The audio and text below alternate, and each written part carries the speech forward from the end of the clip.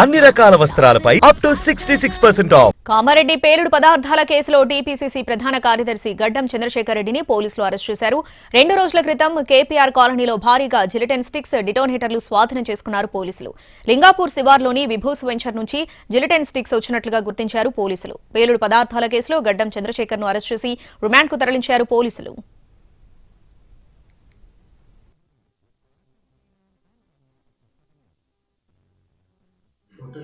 urban MLA ఆయన అవన్నీ ఎందుకంటున్నావు నాకు ఆ విషయంలో